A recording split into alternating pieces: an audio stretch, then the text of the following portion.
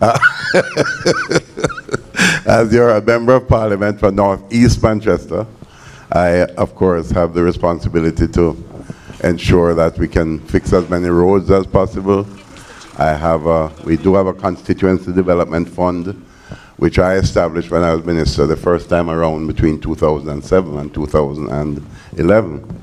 And from that fund, MPs are able to use some of those funds to assist, as I do. I assist children in high school. I assist over 1,000 children every year with a little contribution to their expenses. As MP, we have social programs. As you know, you have the PATH program, you have retirement programs that people need to get onto, so they come to the MP and the MP seeks to help them to get onto these various programs. Just to make life a little easier, especially for those who are more vulnerable and more compromised. As Minister of Finance, welcome to my friend, colleague, Member of Parliament, Michael Phillips. He's MP. Michael is MP from... Don't say we're Mr. Shaw, you're going to spoil the question, man. All right, okay. There's a big quiz question that, you know, man. We're just semi-final part we're reaching, but continue. We'll get to that shortly. Then now, as Minister of Finance and the Public Service, that's my actual title, Minister of Finance and the Public Service. What is my job? Well, to run the Ministry of Finance. And what does the Ministry of Finance do? It finances government services, right? We have about 14, 15 ministries of government, and each of those ministries has to be funded, right?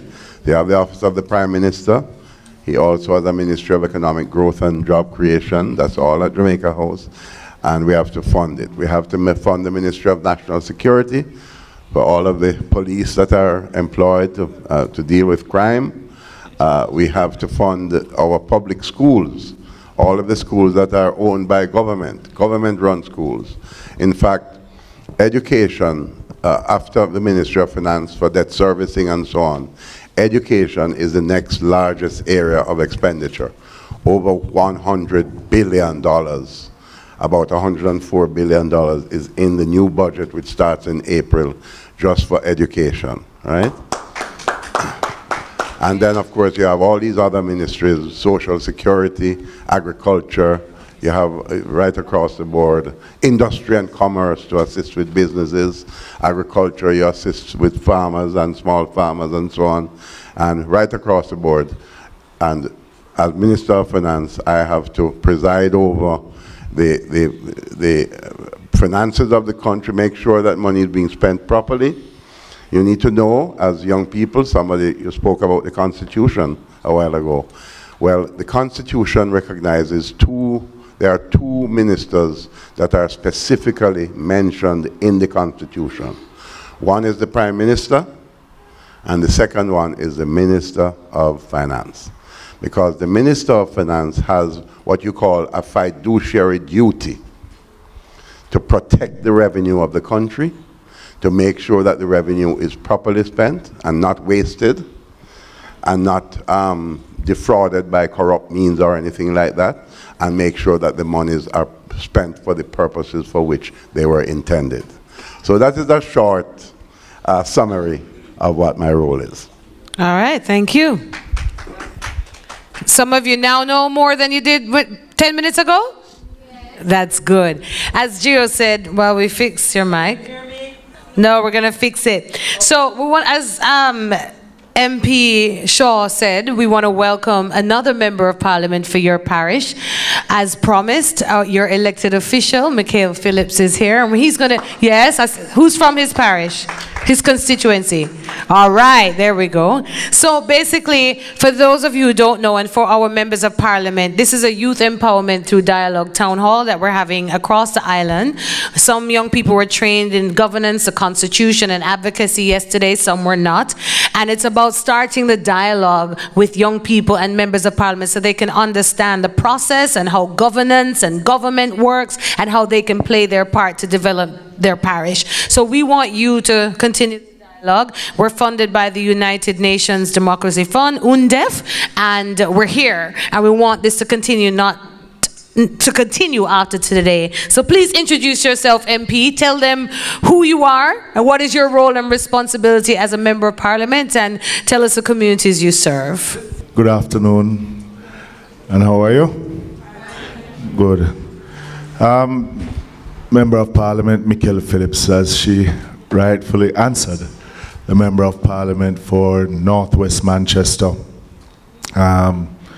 which I'm now serving my second term as Member of Parliament. Thank you. Yeah. Right. My constituency by square miles is the second largest in the parish. I think South Manchester is larger than Northwest, then Northwest, then I think Northeast, and then Central Manchester.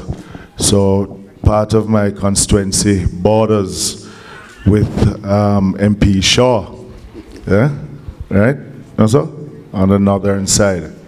So Northwest Manchester, my responsibility really, apart from being Member of Parliament for Northwest, as an opposition member, I am the spokesperson on transport and works. So communities, we span from down by Pepper, you know where Pepper is, down Gutters, bordering with St. Elizabeth. We come into Mandeville, so you have areas like Kingsland, Greenvale, Hatfield, go up into the hills of Medstone, Huntley, come back down to border with Central Manchester, down by where the Mud Lake is, you know, coming down that side. Then we go up to places like Grove Place, Litchfield. We go as far as to Troy, so we border with St. Elizabeth too. With Trelawney in Troy. Then we go to Golden Run. We pass over Troy and then go back into Manchester. And where MP Shaw, myself, border in an area, Golden Run. So I always mention to persons that we border 5 constituencies. We have 1 police station down in Cottage. So the Cottage police station polices the largest area by square miles anywhere else in Jamaica, but it is relatively crime-free. So that's... Yes, thank you. Yeah, thank you. Lot, eh? Everybody now understands? And did you really get into what is your role and responsibility in serving young people, MP? Well, I think I can comfortably say, even though Member Shaw holds the purse string, yeah, I think I spend the most out of my CDF on education for young persons. This last financial year, well, I'm talking about CDF, not the additional funds. This financial year closing off, I spent approximately $7.5 million out of the 20 on education. We have a program that we have been doing for the last, this would be its 5th year, but it's closing out now, because where we took 10 students from the constituency itself, where we sponsored them on 100% of their tuition to go to NCU to pursue their degree. Well, unfortunately, 3 dropped out in its 3rd year. The other 2 graduated in August last year, and the rest will graduate this year, because we had to get them to catch up over the summer in some modules that they had to complete. Assisting with tertiary education takes out a large chunk out of the program itself also. But we also run a program with Knox Community College, where we assist young persons that did not achieve any CSEC subjects, and also those who would have just a minimum of 2. And we have been running a program with Knox. This is its 3rd year now. Unfortunately, a little bit disappointing in the outcome of that program. but where we paid 98% of the tuition and the exam fees, and the student would pay the other 2% of that tuition. And they do a minimum of 3 subjects in CSEC. So education is mostly, we have some new programs coming on this year, you know, especially for data processing, since we now have 2 BPOs in the parish of Manchester. I don't want to give out that one yet so that membership don't jump the gun on me still. But it's something that I encourage all MPs to do, because what it is we have a computer lab that was built some time ago, before I became Member of Parliament in the constituency. We've been trying to run some homework programs with it without success. So we're retooling that computer lab, putting in 25 new computers. We're doing some certification in data management in conjunction with HEART. We're assisting the students with a stipend, as HEART would if they were going to the HEART program. But we're just to be able to manage it, we're going after about 50 young persons. We have signed an MOU with Sutherland Global that those 50 young persons would get some on-the-job training there. And if they're satisfactory enough, then there will be guaranteed employment in the BPO sector. As you know, that Sutherland is also looking at a second location here in Manchester, up in Kingsland. We have had some young persons who we have sent to JBDC to learn what we call project proposal writing, so that they can go back into their community clubs and their communities to do project proposals to various government agencies and agencies out there that can help them to bring projects to their community. Also, sports is a big thing. Just this year, I've taken on the sponsorship of one of our parish leagues through the Manchester Football Association. We spend approximately about $1.5 to $2 million out of the CDF on just sports and sponsoring various clubs within the constituency. We have been working on, you know, uplifting our sports. I have only one high school in the constituency, which is Mile Gully High, and we've been spending quite a bit of resources in the youths, both the female and the male football team of Mile Gully High. MP Phillips, as you elaborated on so many of the initiatives that you're doing, one of the findings yesterday during discussions with our youth in the parish is that, generally speaking, not just yourself and MP and Minister Shaw in this instance, is the knowledge of who their MPs are. Most of our youth don't know or how to access them, or even knowledge of what it is that you have in place already.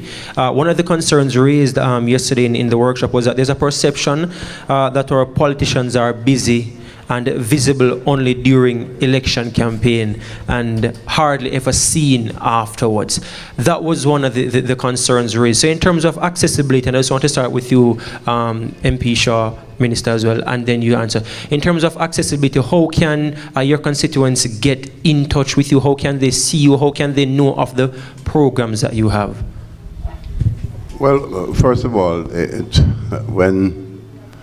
when you've been Member of Parliament for 24 years, as I have been, the word gets around, okay, in terms of the support that we provide. So every year in August, parents come to my office, which is in Cristiano, and they register their children for assistance. And we don't, at my office, we don't discriminate, we don't ask anybody what color shirt they wear, or which party they support, okay? It's very important that all parents know that their children, they want some help for their kids, and they just come and register, and we assist that way. I want to use the opportunity to have that question to just mention that we have a program similar, I think, I don't know if Mikhail has one like it, but we call it a program for unattached youth.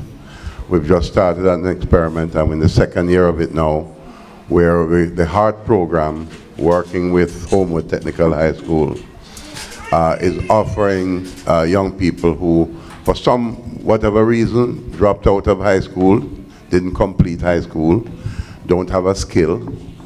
So we give them an opportunity to get a skill, whether in welding or in hotel working or home economics, a variety of things. And that program is going very well. But I also want to say that we have in the new budget coming up, there will be a new high school built in Northeast Manchester, because we actually have a school, Christiana High, is on 2 shifts. And I consider it inappropriate that children have to come out, be at school by 7, leave at 12, another batch comes in at 1 until 5 o'clock in the evening. So we want to break up the shift system. And in fact, the decision that we have taken is that instead of building a brand new school somewhere, we intend to add 1,000 additional seats to Homo Technical High School. And there's a deliberate reason why I'm doing that. Homo Technical is a technical high school. It teaches, apart from the grammar and the math, it teaches a range of technical subjects and vocational subjects. So what I've decided to do, instead of finding a green field to build a new high school, which most likely would be a grammar school, I've decided to add 1,000 additional spaces to Homo Technical High School, which will move from 1,400 to 2,400 students, but on 1 shift. And critically, we must work on the whole range of the technical curriculum, because too many of our children are leaving high school ill-equipped for the world of work, okay? And I want to, because I'm going to have to leave you early, I want to say to our young people and to the listening audience, right? You're not too young to take responsibility for yourself. As you make that point, MP Shaw, just while you're here, and as you mentioned, you're going to leave soon, anyone with a question for MP Shaw, just come and stand right here and ask a question. All right, I'll allow you to ask a question as we allow Mr. Mario Mitchell, who just joined us. He is the councillor for the Belfield Division, representing Manchester Central, which is the constituency for Peter Bunting. Just introduce yourself and tell us what you do as well. Well, thank you for having me. Apologies to be late. I thought it was a 2:30 appointment. Well, are we speaking about education now? As Minister Wait, I think we just want to, Council, we just want to know who you are. Because today, because you did just come in, let me just catch you up to speed. Okay. I know you're also representing MP Bunting, who also sent a video to our young people here today. Our young people want to get involved in the government process. So some have been trained, and we're sensitizing them about government, governance, the role that you play, the role that we play as citizens, and how we can have dialogue to improve our country and to improve our communities. So what is your role as a councillor? What you do as councillor? How much money you have for help with? What are you responsible for? And then how do you represent the MP Bunting and his constituency? Thank you. Thank you. My name is Mario Mitchell. I'm the councillor for the Belfield Division in Central Manchester. I think I'm the second youngest councillor in Jamaica. The other one who's younger than me is about 2 months younger than me in Portmore. I'm a past student of NCU, where I studied communications and politics. And I got involved in youth development by virtue of starting with my own youth club. And then by virtue, I became the Manchester Youth Council President, and I was the first elected National Youth Council President. So I got involved in community development, and then it's a simple transition into politics. So I was doing youth development and some advocacy, and then I moved on into representational politics. Representing as a councillor, I've been a councillor 1 year and about 2-3 months now. I represent the Belfield Division, and I already have 2 legacy projects that you could attach to exactly my accomplishments. Central Manchester is a diverse constituency. It's both agriculture, it's both education, and it's both job opportunities and training. I hear Minister Shaw talking about the education initiatives that he has instituted in his constituency. I would love to boast more than him that we provided over the last 2-3 years 2,000 additional spaces right here on this property at the Mount St. Joseph High School. That's one. Secondly, at the Bellier High School, that's the second one, and also at the primary level at the McIntosh Primary School in the Royal Flat Division, and recently, before that, the Belfield Primary School was completely redone. We have created 2,000 high school spaces in that capacity. We have created somewhere, I don't know if MP Phillips can give me the exact numbers, somewhere near 2,000 job spaces at Sutherland Global Call Center and Ward Avenue. Yes, he did mention that earlier. And I don't know if he mentioned that we have an additional one coming in his constituency, another Sutherland Global location. At the MP's office now, we have ongoing training. We just trained last month 200 persons. Hold on, I'm going to hold it there because MP Bunting did send a video where he said some of those things. So I want to hear it from him as we present it to the youth. And we're going to come back to you because we want to follow up with MP Shaw, because it's really important that we know. And I'm clap them for having educational activities in each constituency. But we're going to find out more, because yesterday the young people told us about some of the issues and the most pressing issues in Manchester overall, according to the young people. And we have other data from national research that we've had. But yesterday, crime and violence, including gangs and scamming, poor parenting, drug abuse, unemployment, access to higher education was a major issue. So we're hearing about all of this, but they're saying it not dead. So we're going to have that dialogue. Access to higher education, lack of resources, they said, for youth clubs and youth initiatives, discrimination in the form of bullying. They were the major issues raised yesterday from young people in Manchester. But I know you have to go, MP Shaw, and we're going to continue, Councillor.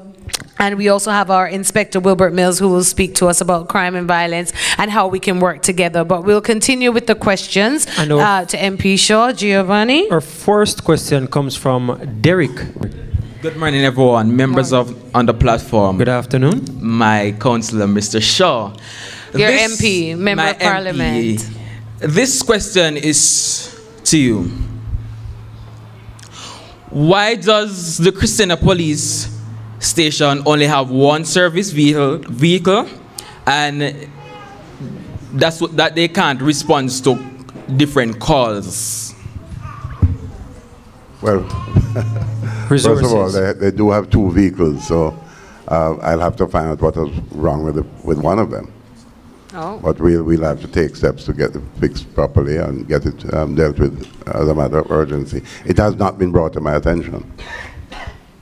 You're bringing it to my attention now. I'll check on it. Okay? And you have to follow up with that, Derek. I'm going to throw it to Inspector Wilbert Mills, operations operations management here in Manchester. Will be able to maybe respond to that as well. Welcome, Inspector. Thank you, sir. Really, question of one unit at Christiana. No, we have two units at Christiana at the moment. One is being operated by an operations support team, and one which does the domestic. I must applaud the MP because he has been integral in the operation aspect of providing basic tool for the Christiana Police Station, and he was instrumental in a vehicle for the CIB. However, it was involved in an accident some time ago, and so it has been out of service for a month now. We are making effort to have it return to service as soon as possible.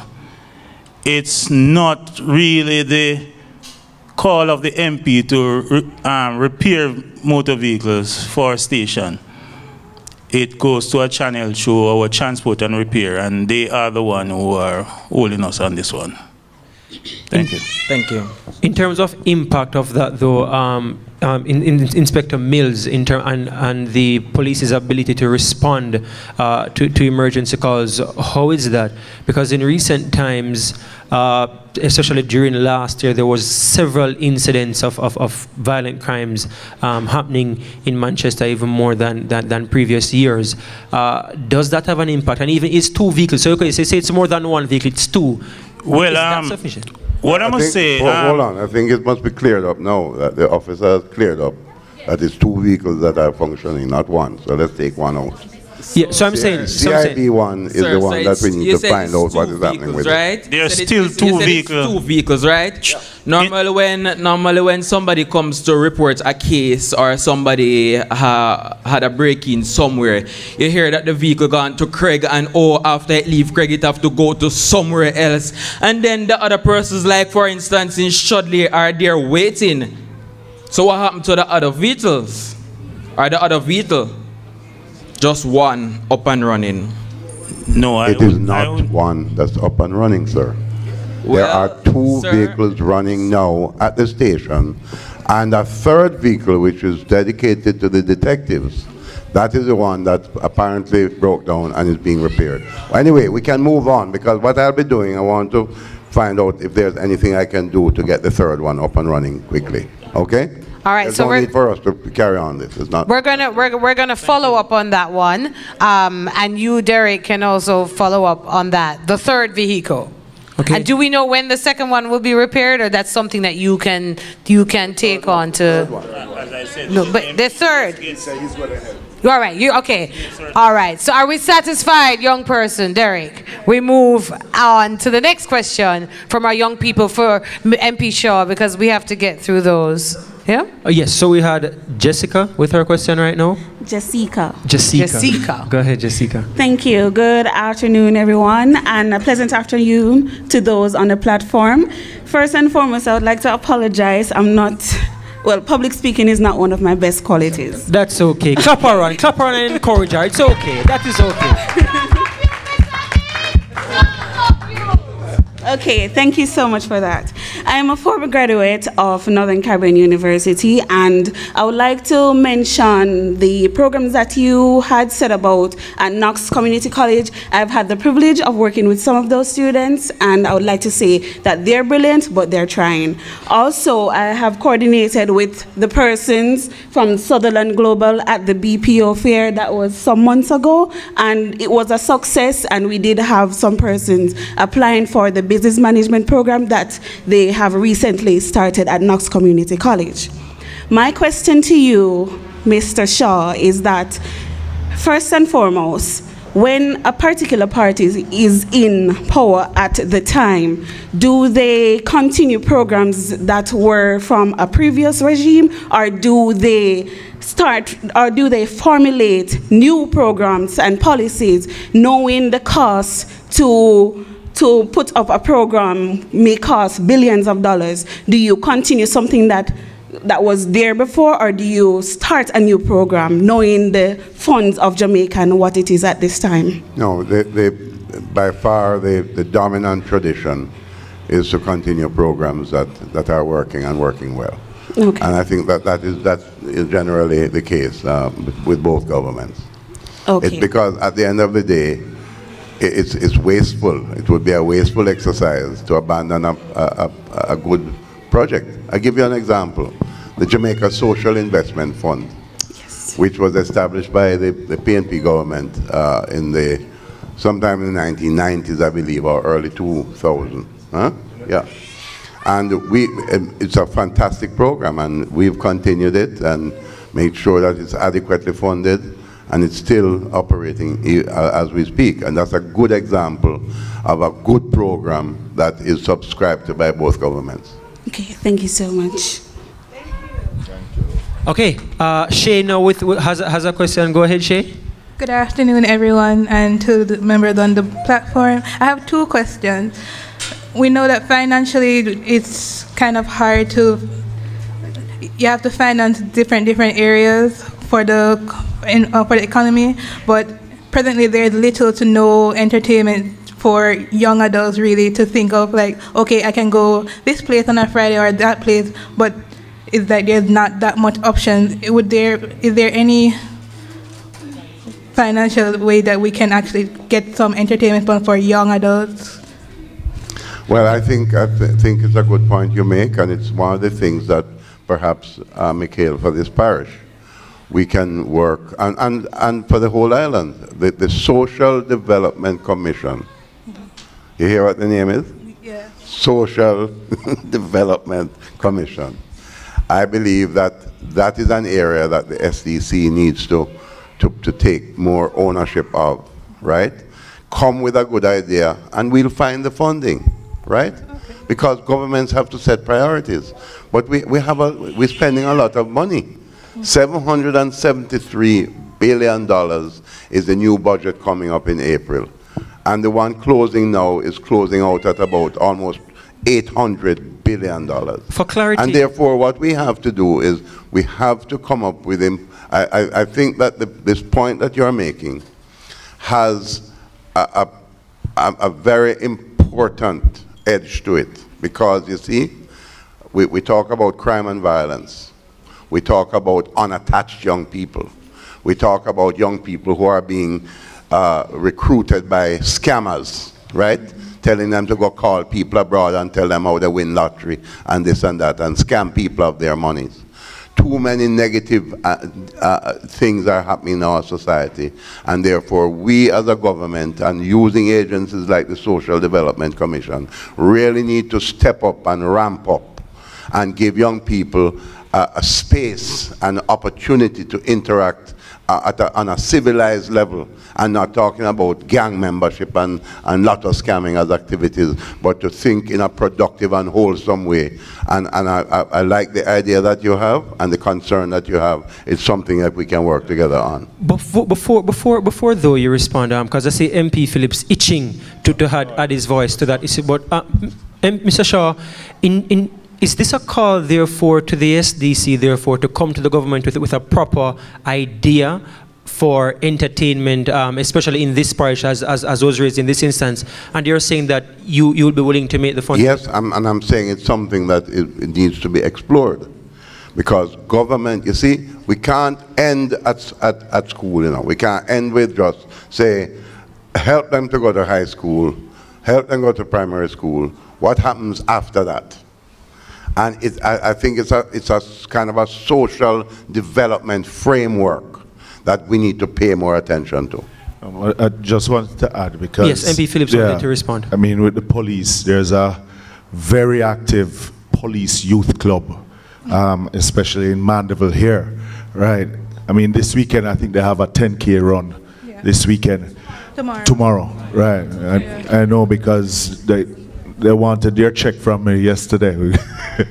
But also, one of the things though, Memosha, with the police youth clubs, if we could, because I know it has been expanded out into communities, if we could get that in conjunction, instead of recreating the wheel, with the SDC and the police itself, to expand those out into the communities and broaden the scope, basically, because that's clean entertainment.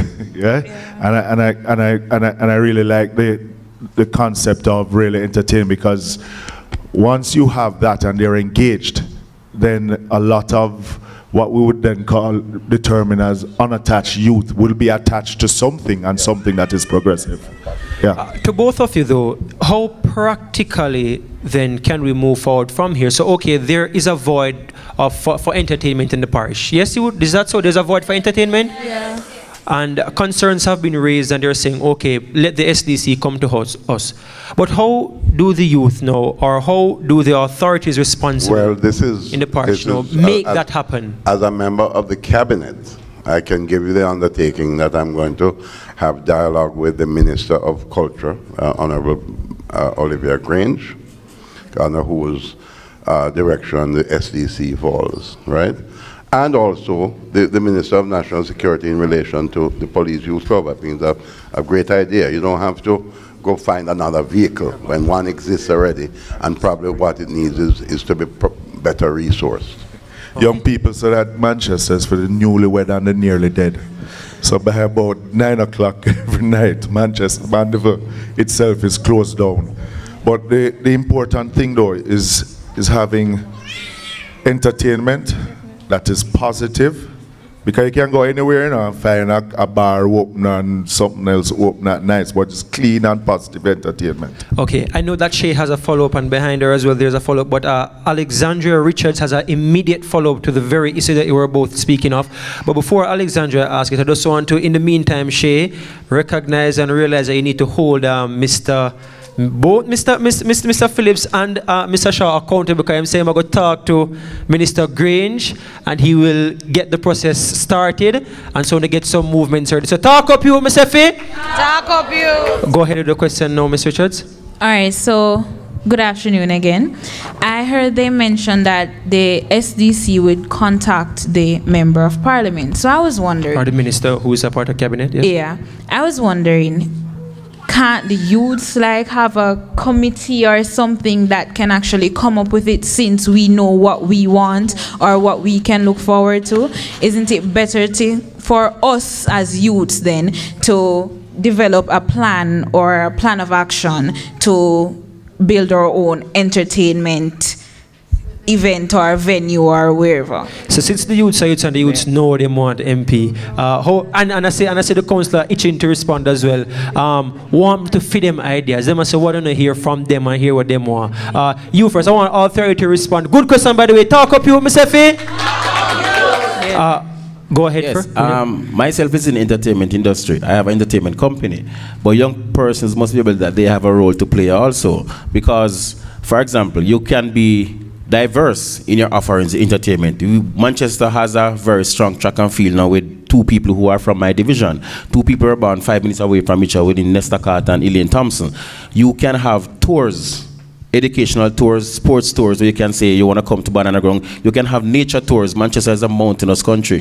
How does young people impact themselves by having these things that they can do in the daytime? But we must diversify now. I was a former member before the government change of the Entertainment Advisory Board of Jamaica. Kirkvine is one of the proposed entertainment zones in Manchester. So it is now for promoters to come in, because we can't depend on the government to do every single thing. The private sector now must play a role to ensure that we can, and that's an avenue and a revenue stream where young people can look at in terms of jobs and opportunities which they can get into. So for example, you have Kirkvine as entertainment zone. Rebel Salute was started here in the early 90s in Manchester. One of the reasons why it had to move was the lack of what you would call hotel rooms. So it has moved to Ocho Rios, and now it is in Ocho Rios because you have the hotel rooms. So, and it has moved from a one-day festival. So we have to look at the options and how the thing is set up in terms of entertainment. We don't have enough hotel rooms here. One of the things that is lacking for entertainment in Manchester is because we don't have, it's the only town that doesn't have a seaside. So that impacts entertainment itself also. So a lot of people will move to those kind of areas when it comes to, but it is a very important issue. It is also known as the education town because you have the most, different from Kingston, you'll have the most educational institutions. Young persons' attention spans are very, very short. But I think both governments or both parties should seriously to look at how to engage young persons and how best to positively impact them. And who best to answer about the Minister of Finance right now? Young people want to participate. That's the question, Minister. And give her an answer. No, I think it's an important concern. But the point we're making here is that we have institutions already. We don't have to go create another one. And what we need to do is to have dialogue with the institutions. Both the SDC and the police we have identified already. And we therefore have to find the appropriate mechanisms to get more feedback from you, right? Obviously, when it comes to resources, that is where I have to come in as Minister of Finance in terms of getting the appropriation and, of course, having it approved by Cabinet. But I think the broad and fundamental point that needs to be made is that we have far too many of our young people who are exposed on a continuous and continual basis to negative influence. And that becomes a breeding ground for crime, okay? And that is why, to tell you the truth, you know, the problems we have are so significant, Mikhail, that we really have to, we're gonna have to start at early childhood education, okay? Because I speak as a father, by the way. I have 3 daughters, a 37-year-old, she's a doctor roving across the United States, a 30-year-old who is a manager in a company in Jamaica, and a little 8-year-old, okay? And what I want to say is we need an educational system. I'm in dialogue with the Minister of Education. They have started.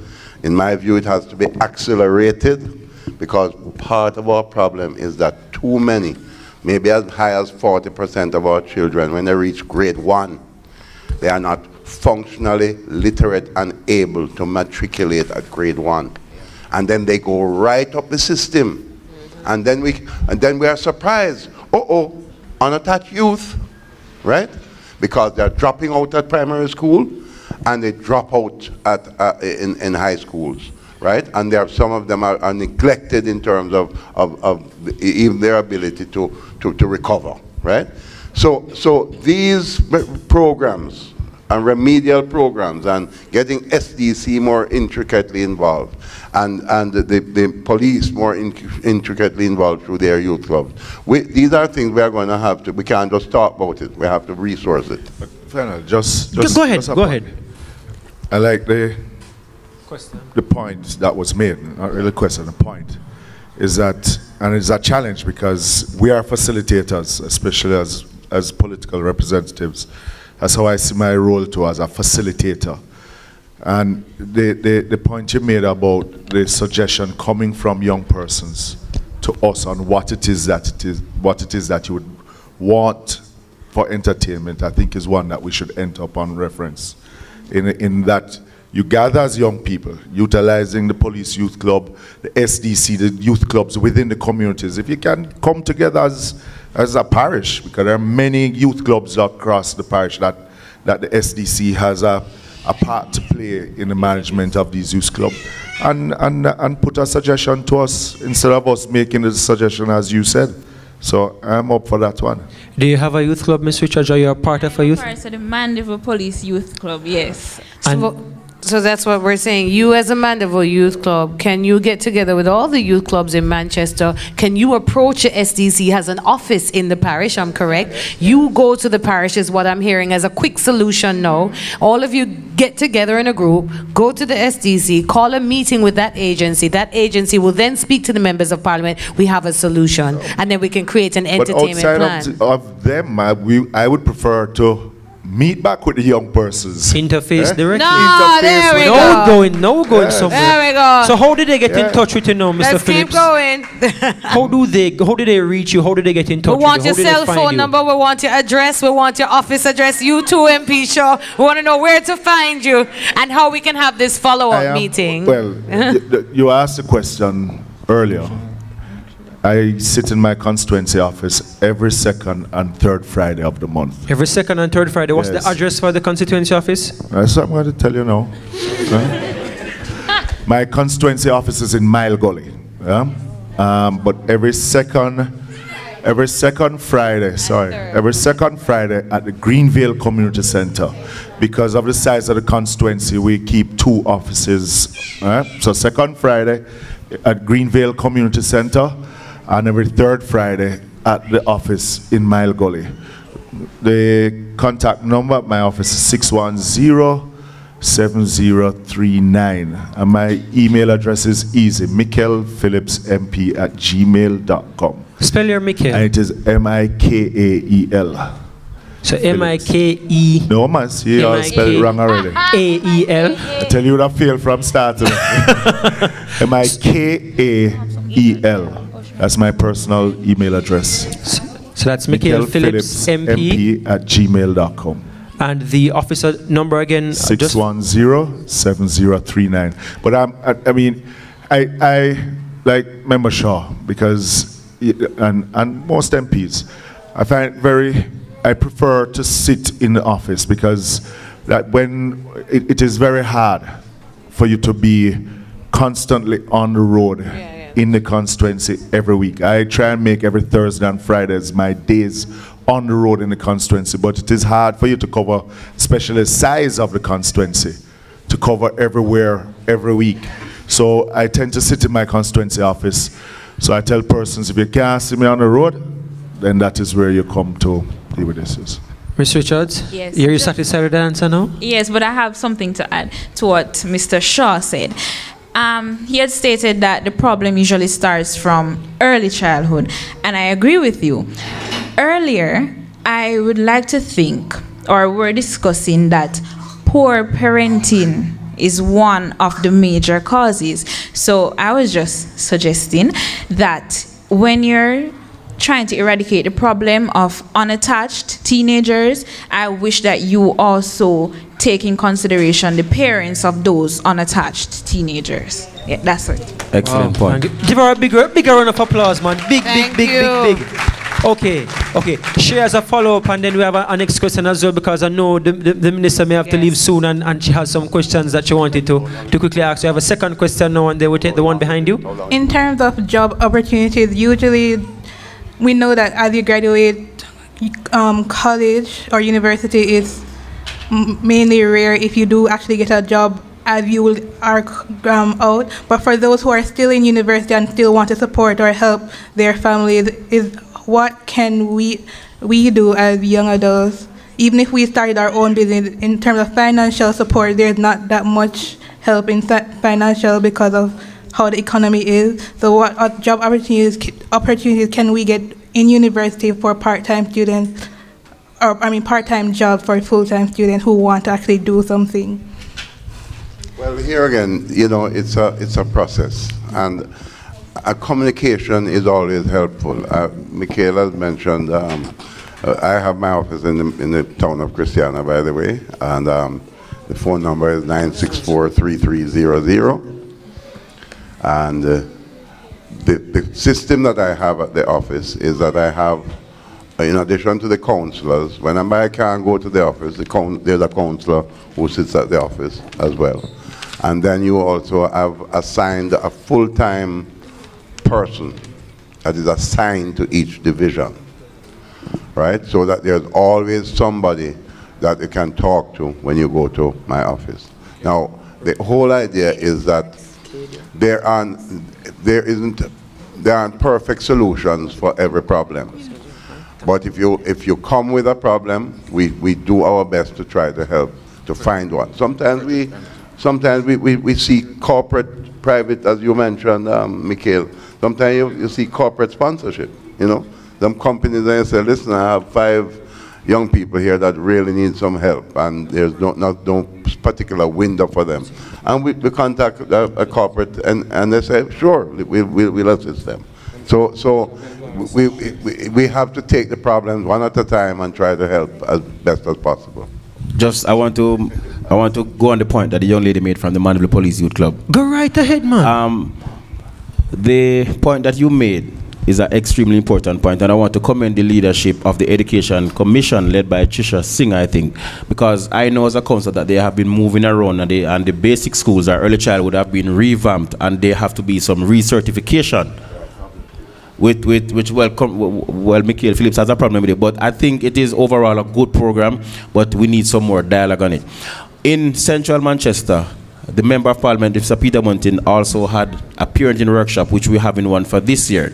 That is something that I find significant, because we would have parents at the end of the graduation ceremony. We'll have a 6-week program. Parents would graduate in terms of a workshop. I remember last year, parents apologizing to their kids, because you would have parents who would tell people, young people back then, that you're black like, you're coming like, you're worthless pooper, you're this and you're that, and whatever the case may be. That is actual abuse, That is actual abuse in terms of the way how sometimes parents and adults speak to children.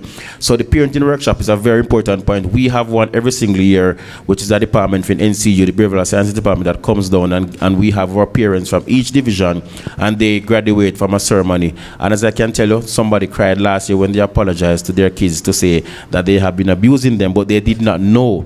So sometimes it's the educational level of the parents. So you, as educated young adults now, must also ensure that we do that. And I also want to add, well, Minister Shaw wants to... I just want to join in on that one, because the IDB, the Inter-American Development Bank, actually just completed a study on education and human development in Jamaica. Because, a lot of people think our greatest crisis is murder, our greatest crisis is the economy.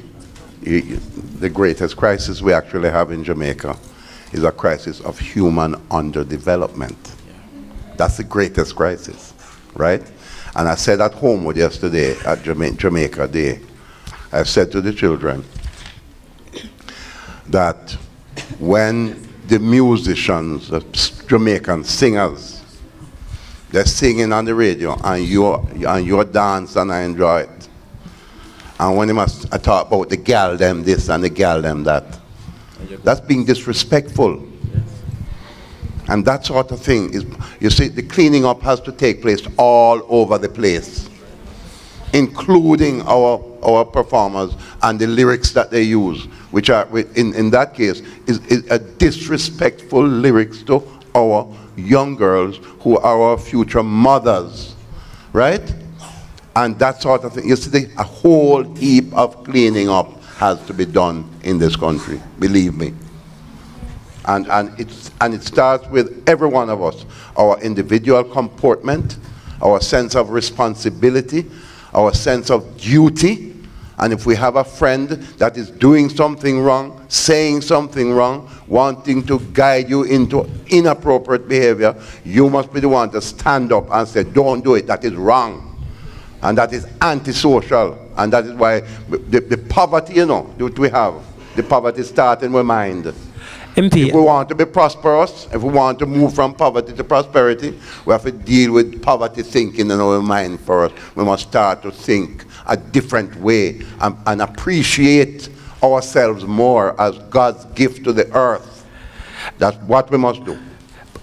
Quickly though, I will have a question, another question from the floor. I want to get as many as possible from our youth, and she has been there for quite some time. I'll have her ask her question right now, but I can't help but ask this question. You mentioned behavior and the behavior of the entertainers, but the behavior as well from the leadership of the country in the parliament. Phone behavior not as good as well in Mr. Charles Michael Phillips Paul pointing at you as well. You have to take some of the blame as well where that is concerned in terms of your own behavior in the parliament. And here he is. You never watch parliament and how they behave in the parliament as well? When you feel like the political leader should do better with their own behavior as well? Yes.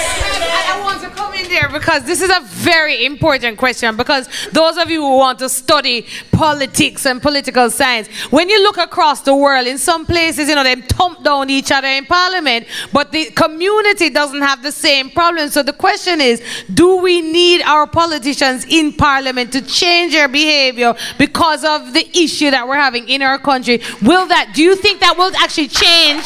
Question though, because it's a real question. If it changes in parliament, and I don't know how many people watch what happens in parliament, but we do see it on the news. Do you really think it will change the behavior of our people if it changes? Do you? And that's really the question to ask. Well, actually, though, I think that generally members of parliament are respectful to one another, even across the floor. Yes, no, it is a fact. I don't think you should create a problem where none exists, right? The way we comport ourselves across the floor, I believe, is quite respectful and quite, it doesn't mean you don't have a little, somebody drawing your tongue sometime or something like that. But well, as I would say, Mr. Phillips, do you think though that there's an issue in terms of the behavior? There are times when comments have been made on a serious level that persons have to call for persons to withdraw comments, very, very serious, disrespectful comments made in the parliament. And I don't think it's that little of an issue, because as you mentioned the point, everybody has to make noise and say yes, because it's something that they see over the years repeating. Well, do you think we need to address that?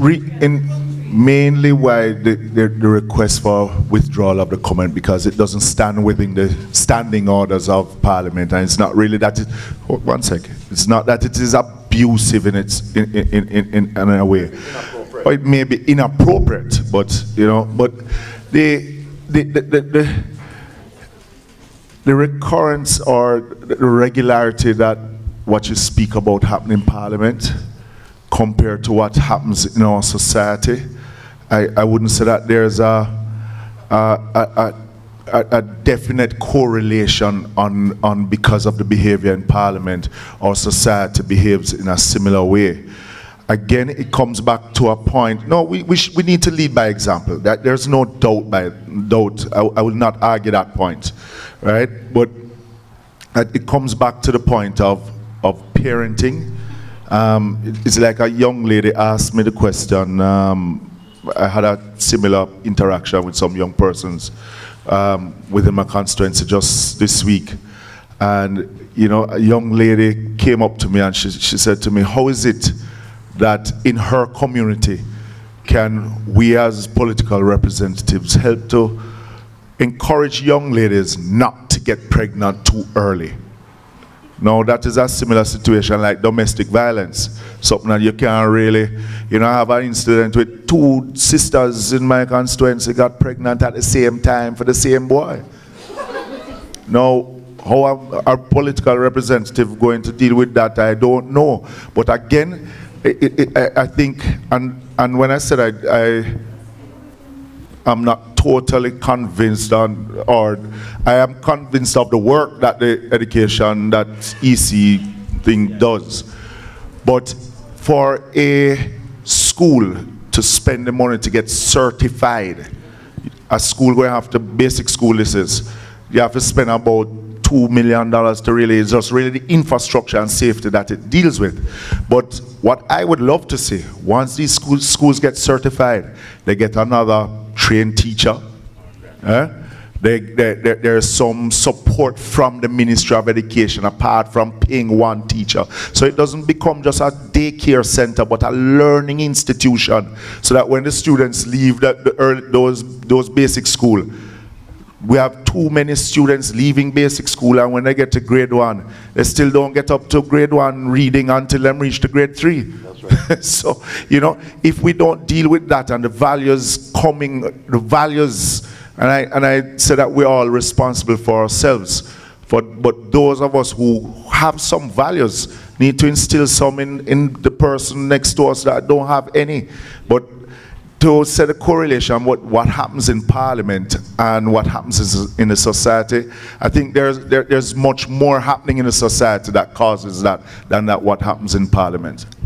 We have to move on to some questions from the floor, but let me just suffice to say that, and I'll just ask a general poll right here. Do you have a problem with our members of Parliament or our parliamentarians behave sometime? Yes or no? Yes. And so it is hard then to ask you both to judge yourselves to say, okay, because both are saying, okay, we don't behave so bad, and it's okay, it's a little here and there. If you were to give an actor's award in Parliament, I would give it to Member Shaw. Well, you're doing pretty well yourself. Let us move right along to, because just introduce yourself on the question, please. Good afternoon. My name is Kadia Sparks. Good afternoon to people on the platform. My question is directed to Mr. Shaw. My grosses is not directly with you, but as an extension, because you hold the wallet of the Jamaica. So my concern, question, or complaint is for MP Michael Stewart, but he's not here yet, and I'm a member of the Southern constituency. It's called Spurtree Land Settlement Area, and this is about the community lack of basic infrastructure, meaning we have no light. May come as a surprise to people in this modern area. No portable water and absolutely no road. I think Mr. Phillips might be familiar with this community. What area is that? Spurtree. It's the land settlement area. Yes, Southern. And yes. When you say you have no light, you mean there is no electrification at all? Electricity. There's no infrastructure at all. But exactly. we can. There's a complete lack of infrastructure. Okay, several community members has raised this issue with the former MP, Mr. Peart, and nothing has corrected this issue. We highlighted it with our councillor, who did nothing. So what will, as I said, it's not directly towards you, but since she said she was directing it to me, so what I suggest that you do, because we do have a rural electrification program going, and it's now called Nestle. Is it not Nestle or something like that? But anyway, what I'm suggesting that you do, you can send me an email to Audley F. Shaw, F as in friend, audleyfshaw@gmail.com. Sorry, All right, hold on. I don't know what the laughter is about, you know. All right. So hold on. This has been one of the most humorous town halls we've had so far. Empress, let me say what my middle name is, okay? Fitz Albert. Audley Fitz Albert Shaw, all right? So anyway, it's audleyfshaw@gmail.com. But can I can I just... I'd like you to send me the information on that particular district. Okay. Where you are telling us that everything from Sir, road, and this has water, been going on for 21 years. electricity, everything. 21 and I will discuss it with Mr. Stewart, the member of parliament. Can I just, on that, as you heard, as she said, it's called land settlement. Okay. It is actually reclaimed land from the bauxite. There has been an issue of the transfer of that land, of those lands, because I think that is the area where was also proposed for the courthouse. Yeah? So what the approach that needs to be taken, and I think I'll also speak to MP Stewart, is since there is no plan to put the courthouse in that area, a play field was given to the community, but there's no access, real access to the community itself. There is no play field. No, I said a play field was proposed and supposed to be donated to the community. Nothing was really done. No, I'm agreeing with you. We have no community development in place. Because there's no real land titling to the area. Excuse me, which sir. Which is the point I'm making, my dear, in that the step really needs to be taken. By whom? By our MP or by the citizens? No, I'm saying by the MP and by the state itself in regularizing that property. Sir, how long will this take? Because this has been an issue for 21 years, as I have stated. The reason, and we have been back and forth with our councillor. The reason why that lands were not or the attempt to regularize it is because government itself, government was going to be using that piece of property to relocate the courthouse from here. The tax office, it was supposed to be a center for tax office, for courthouse, hence why the lands were not regularized in lotting it up. Yeah, out at Kingsland.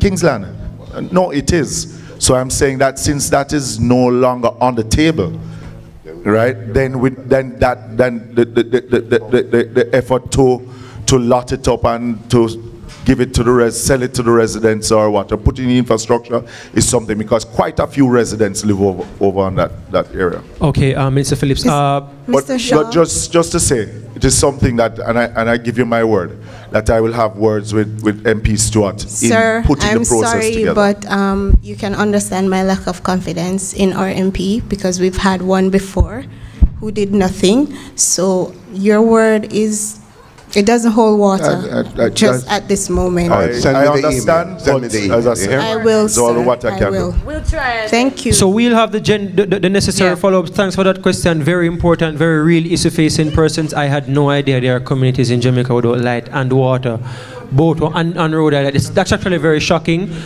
So very important issue that we're going to have to follow up. Frederick, just to indicate to our panelists here, persons responding, just keep the answers as concise as possible so we can get in as much more from our youth and within the allotted time, all right? Frederick now has a general question. Go ahead, Frederick.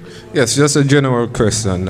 Good evening, pleasant good evening to everyone within the reach of my voice. Just a general question. Why aren't politicians advocating for the Constitution to be taught in high school, whether as a curriculum or to desensitize the students that are passing through the education system? Repeat the question. Just repeat it. Ask the question again. The Constitution in schools? All right. So let me just ask it again. Why aren't politicians advocating or lobbying for the constitutions or civics to be taught, to be implemented in schools, specifically the high school level, whether to introduce it as a curriculum to desensitize youths generally? Well, you know, I think now that you mention it, it raises an interesting point, because when I was coming up in primary school, we had civics. We had civics class, and in fact, there was it was not the, what you call it, the high school exam again, what's it called? GCSE. It wasn't in the CXC curriculum, it was actually in primary school. And then we had an exam called the Jamaica School Certificate or something, and you had to take civics as a specific subject in it. And in that civics course were some aspects of the Constitution, not exhaustive, but at least a nominal introduction.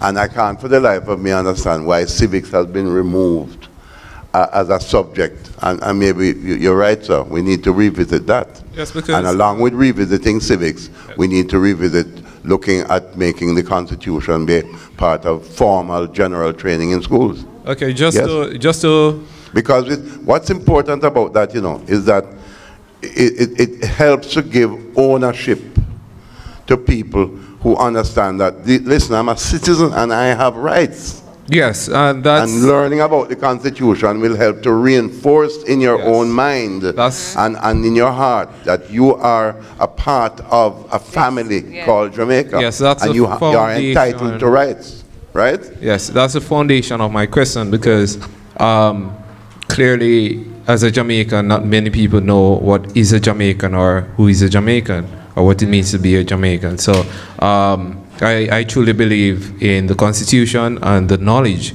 of the Constitution to be taught at the earliest age possible. I undertake, sir, to discuss it with the Minister of Education. I think it's a good point you're making. All right. Yeah, last but not least, just a tiny question. I don't see you with a book and a pen, so will you remember everything that has been mentioned today?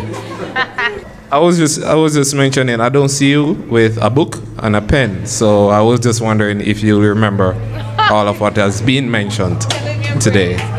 No, it's all right. My memory is pretty good still. Okay. But here's what you do, Frederick.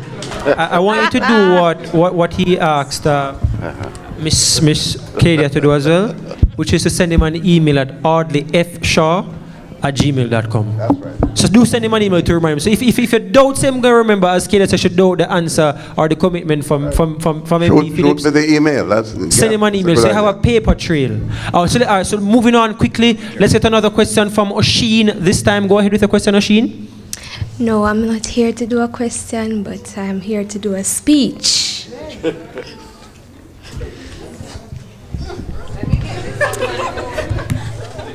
This is unique. My name is Oshin Ho. I am 18 years of age. I attend Knox College, and I'm residing in Manchester currently to go to school, but I'm originally from St. Anne Douglas Castle, St. Anne. Great leaders don't set out to be a leader. They set out to make a difference. It's never about the role, always about the goal. Quoted by Lisa Hayes. So I asked the question, who is a leader? According to Mustafa 2006, a leader is a person who influences a group of people towards the achievement of a goal. Thus, leadership is a process whereby an individual influences a group of individuals to achieve a common goal. Distinguished members of Parliament and to my fellow audience, I extend a pleasant afternoon to you all. I stand here today in the sole purpose of advocacy. Yes, advocacy. I stand here for the people entangled in pain, Oh, I stand here, for whose souls and hearts are broken. I stand here today for those who rain tears because poverty, unemployment, crime and violence, and other unjust issues plague their minds. Before I continue, I want to congratulate our members of parliament for some of the tremendous jobs that they have done thus far. I am not here to tarnish anyone's reputation,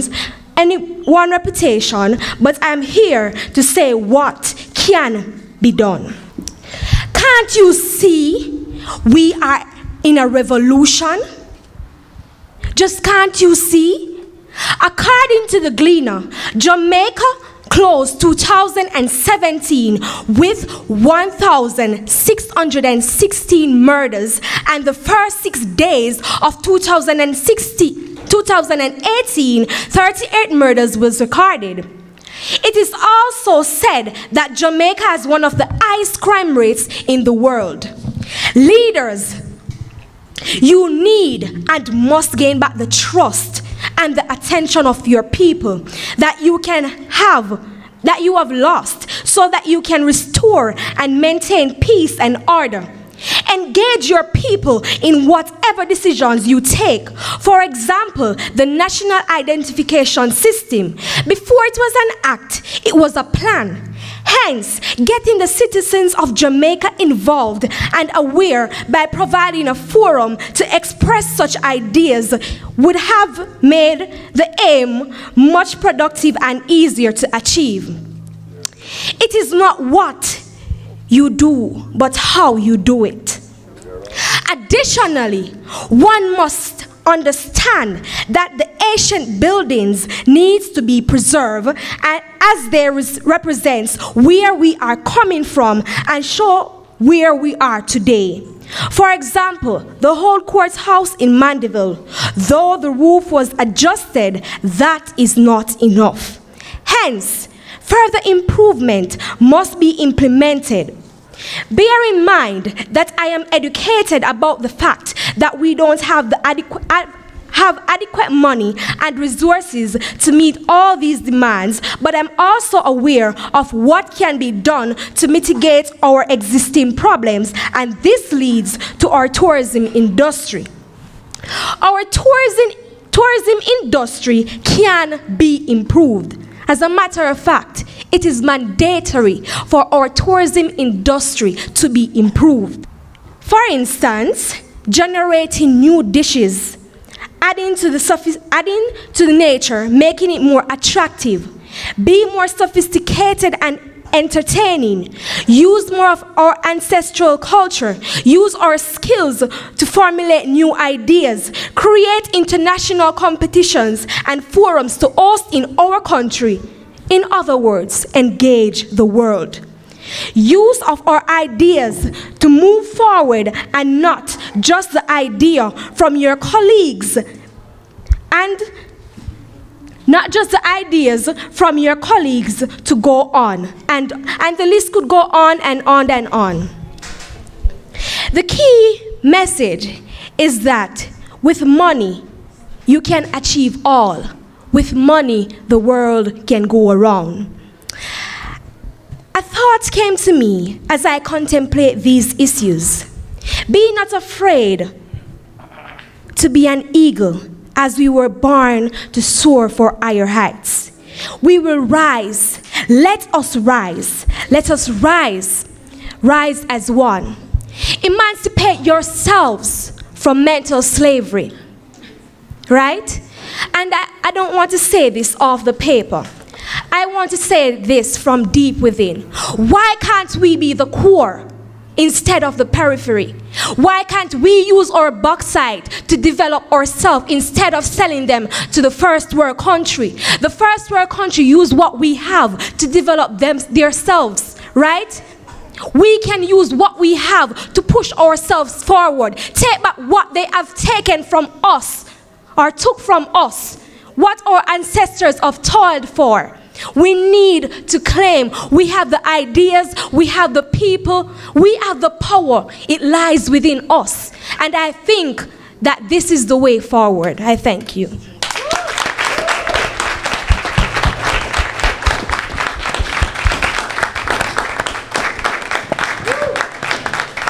Ladies and gentlemen, boys and girls, that for you was Osheen House, perhaps our next second female prime minister in the making. Give her another round of applause, please. Yeah!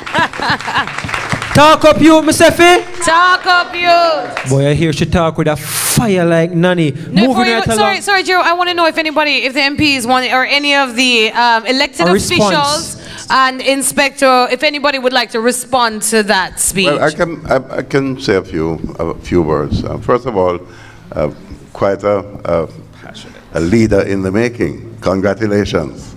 Very nice. I want to mention a few things, some of the things of concern that you mentioned. One of them, yes, youth unemployment.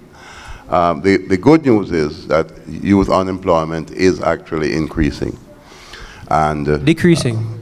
Pardon me? Unemployment is... yeah, employment is actually increasing. Unemployment is going down among young people. Over the past 2 years, we've actually seen a fall in the unemployment rate from 12.7% down to 10.3% right now, with a total of over 60,000 additional jobs that have been created. So we're going in the right direction, not fast enough, but remember that in tandem with the fall in unemployment, we have to train more young people and train them more aggressively. Mikhail mentioned the business process outsourcing sector. It's growing nicely. We have Sutherland, and you have another one now that out at Spur Tree, the Old Bell.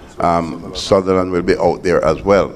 And we are targeting some additional training in Northeast Manchester, where I'm hoping to actually use one of the old government facilities to establish a heart training center up there. That will be for the whole parish, but we'll also emphasize BPO training, so we train more of our young people to be able to get jobs in that sector. So you mentioned the courthouse and the fact that it's inadequate, and we agree. And we are now actively seeking a location in Mandeville where we are going to put the courthouse facilities along with the tax revenue departments, because that is also inadequate. So we're going to find an appropriate place and put the two of them on the same general compound. We're working on that. But I want to say, you know, that we must all remember, if you don't forget, if you don't remember anything else, remember one thing. This thing is not about Mr. Honus or Mr. Phillips or your MP creating magic by snapping our fingers. That's why I used the term earlier. Every Jamaican must take responsibility if we want to build a better country, okay? All of us has a role and a responsibility to do that.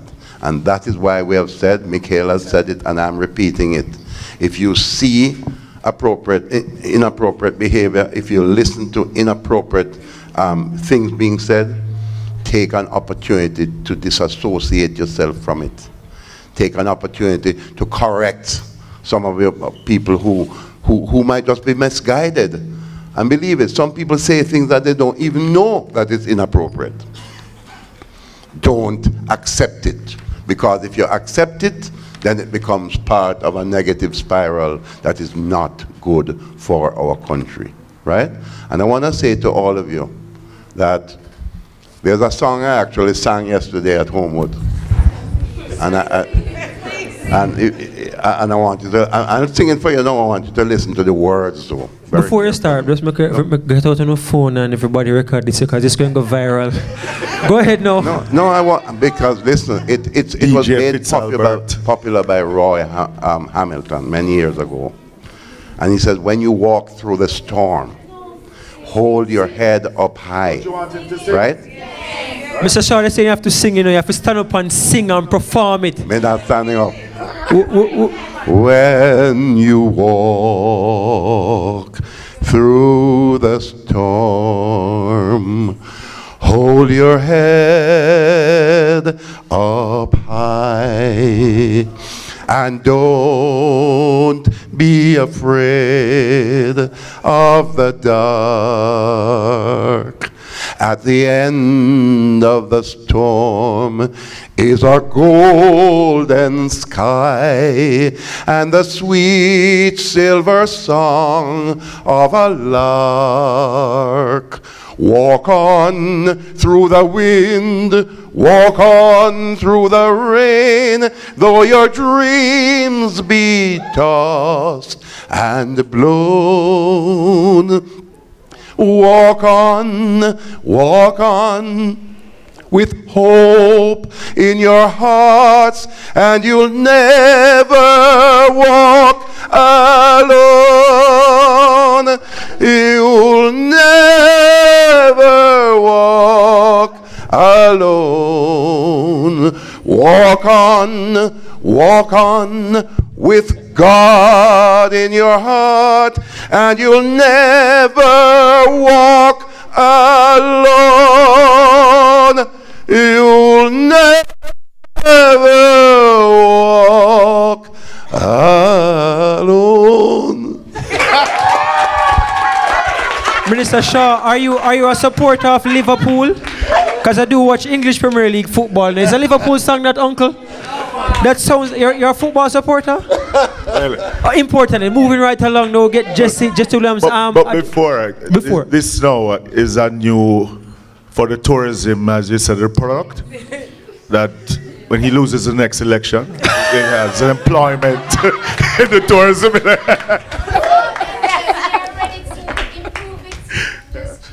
All right. I like it. Manchester Youth, I like the energy. It's different. Yes. We've been to 7 parishes before here. This is different. It's more interactive. We have speeches. We have songs from politicians. He was supposed to leave from 2:30 and him there till now before we wrap up. So clap on yourself in the meantime. Clap your representatives in the meantime. And we'll love the interactiveness of the dialogue. Jesse, your time with the question. Jesse has 2 questions, one at a time. Go ahead, Jesse. Yes, good afternoon again, everyone. My name is Jesse A.Z. Richards, and I have 2 questions, one for MP Phillips and one for Minister Shaw. All right, so I'll ask MP Phillips first. I'm a young man, I'm a young, hardworking man, and I pay my taxes, and I do drive, but the roads are, not the best. They caused me to be spending a lot of my salary just fixing the car. I had to sell the previous one, get another one, running into the same problem again. That's not good. I'm sure I'm not the only person who endures this problem, and I'm specifically speaking about Greenvale, Top Greenvale to be more specific. I've seen some work done in Bottom Greenvale, which I'm glad to see, even though I don't drive on those roads. I do think it's good that, the conditions of those roads have been improved. So my question is, when can I see some work being done in Top Greenvale so that I can go to work in peace? And not pieces. Yeah. Well, what you're seeing in Bottom Greenvale is a specific project. Okay. Now, to answer the question on when, and if I'm to answer you honestly, is that I can't tell you when you will see any repairs being effected as yet. Okay, but there are plans let me explain why. Okay. The roads are, especially Top Greenvale, and we have tried our best to try and maintain them as we get resources. Now, as Member of Parliament, the only guaranteed funds that we get is the Constituency Development Fund, which is $20 million a year. That, to do road maintenance out of that, will leave projects like the educational projects that I spoke about earlier, the project with the heart and the BPO. You would have to basically cut the resources for those. There was a program, or there's a program, and maybe MP Shaw can help me to answer, which is now the HOPE program, which we usually get. Over the last couple of years, it has been down to only 10 million. We used to get anywhere between 20 to 30 million a year that we used to use for the maintenance of the roads within, well, certainly Northwest Manchester. As you would have seen, Hatfield Primary, the last one that we got, because what we have used them to do is to do road maintenance, but also to effect repairs to schoolyards, as we have paved out all of Hatfield Primary Schoolyard. I am not sure, because I'm not really seeing it in the budget, if we're going to be getting another one of those hopes or two within the next financial year. The hope note, the construction part that came out of Mid-P, the 10 million that we used to get. So as the new budget comes in, I don't know what programs are going to be in effect. That section that you're speaking about in Top Greenvale, the councillor and myself have been in dialogue, and normally we get some assistance from the asphalt plant, S&G. So it is an area that we're looking at now. What you're seeing in Bottom Greenvale is a program that we got some resources from TPDCO. It was originally to be for community-based tourism project. In this last tranche that we got, we were able to use it for community intervention and community development. So, you know, because of the stigma with Greenvale, when I say Greenvale, I both top and bottom. Top and bottom, okay. Right. So if there's another program like that in the next financial year, we plan to do George Reed and Top Greenvale as part of that Hatfield area, because what we wanted to do, because of the stigma, to try and change the look of the area. One, to get persons to start thinking differently about their communities, or the community that they live in. But the challenge is, because we're at the end of the financial year, going into the new financial year, we're not yet versed on the programs that will be for the road maintenance. But as we go along, we're going to be doing some work there. Okay, all right, MP Phillips. Before I ask another question, Jesse, Shanice, who is just behind it, had an important question. It's related to Greenvale as well, and it's also related to crime. Greendale, sorry. So it's pretty much Greenvale, yes, the same issue, and you do want to get a response from the inspector on it. So go ahead with the question, Shanice, that's related. All right, but just if I may, just to wrap up what Mr. Phillips is saying. Well, personally, I would really like to see that something is being done, because the road is getting progressively worse, and that's not good. Yeah. And it started happening since the last set of rains, really. Yes. Yeah. Yes. All right. Good afternoon, everyone. I must commend my MP for his work that he's doing. He's really working hard. Who is your MP? Mikhail. Yes. Yes, he's really working hard. However, as I progress from basic school, to primary and high school and even college now, the boys who I travel with from then to now, I realize they're not with me. None of them are with me. They're either in gang violence, or they're the ones who are committing the murders and the robberies in our community, Greenvale. What are some of the projects that you are putting in place, sir, as the MP, to help decrease the high rate of young men in our community being participants in these type of activities? Well, one of them was really the educational program with Knox. It really came out, we conceptualized that program. One was really to engage young men so that can further their education. The challenge that you're having in that area is a little bit of the scamming. Yeah? Right. Now, I don't know, as political representatives and the police itself, there's no program that I can see at this point in time that you can create to engage a youth who used to probably earn $5,000 every now and then to earning hundreds of thousands of dollars in the same week. It is something for me that is of concern. We try to use the sports because as you speak about top Greenvale, I remember the days when I came to Northwest Manchester, top and bottom Greenvale were, even though one community, but it is dubbed top and bottom because there were a line of demarcation, and we used sports to bring that together, which worked. We're still engaging some of them in sports. But to tell you the truth, if I'm to be honest, I have not yet come up with a solution that can engage those young men to take them away from crime to doing something that is more positive. I've not come up with one, and it is not an easy fix to that solution. Perhaps Inspector can shed some light on that? First of all, let me say I have no magic wand. But I'm happy the way you coined the question, because most of the time persons believe that crime and violence is a police issue.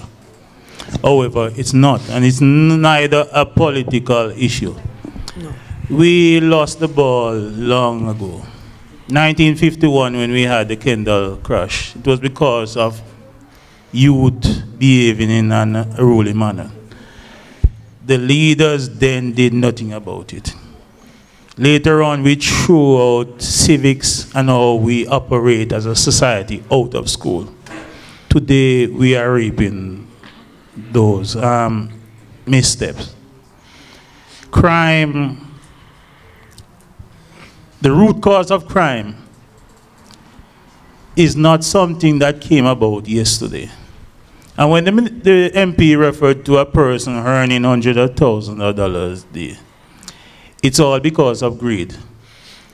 And until we find a way where we can get people to realize that one will have to work for an honest bread, our society is not so structured where people believe in a quick fix mentality. Right. And that's one of the problems. It's unfortunate that you were, at your tender age, are able to recognize that the boys who started school with you are no longer with you. And it's very unfortunate. However, where do we start? We'll have to start from the community. Maybe when you pass some of your fellow classmates on the street, maybe you'll need to say something to them. Ask them why they are not there.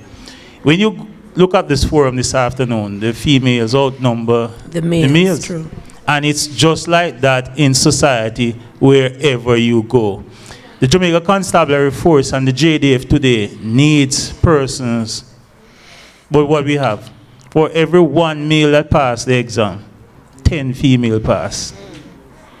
Ouch. And what we are having, the females are going places, but the males are quick to catch on to scamming. I don't know how they do it.